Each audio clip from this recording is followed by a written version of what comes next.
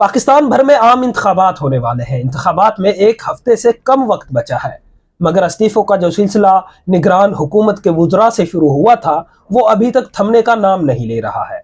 पहले निगरान वुज़रा ने इस्तीफे दिए, उसके बाद सुप्रीम कोर्ट के कुछ जजेस ने इस्तीफे दिए और आज फिर लाहौर हाई कोर्ट के एक जज ने इस्तीफा दे दिया है।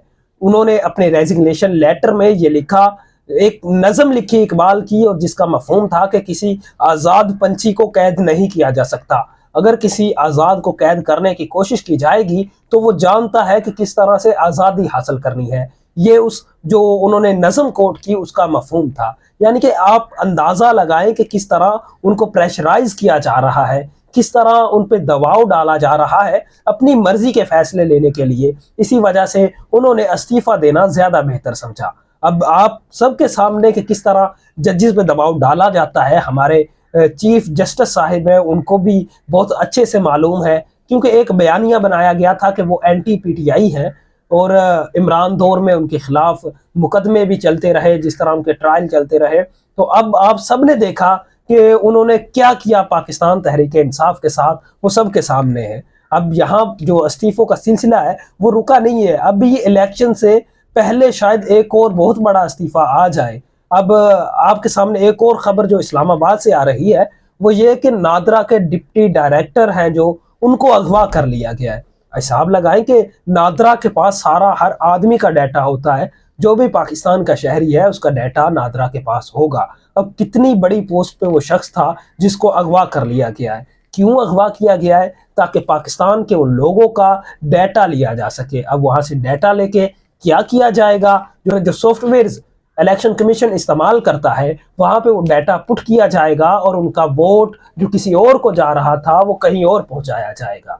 यानी कि एक इमरान खान को दीवार से लगाने के लिए क्या कुछ किया जा रहा है। पूरे सिस्टम को नंगा कर दिया उस शख्स ने जेल के अंदर बैठे बैठे। अभी आपके सामने और बहुत बड़ी बड़ी खबरें आने वाली हैं। आज जो बुशरा बीबी ने इंकशाफ किया है वो यही कि इन लोगों ने मुझसे डील का कहा है कि इमरान खान तक आप डील की बात पहुंचाएं, इमरान खान से कहें कि डील कर ले। मगर बुशरा बीबी कहती है कि मैंने उनकी बात नहीं मानी है और हम किसी डील की तरफ नहीं जा रहे।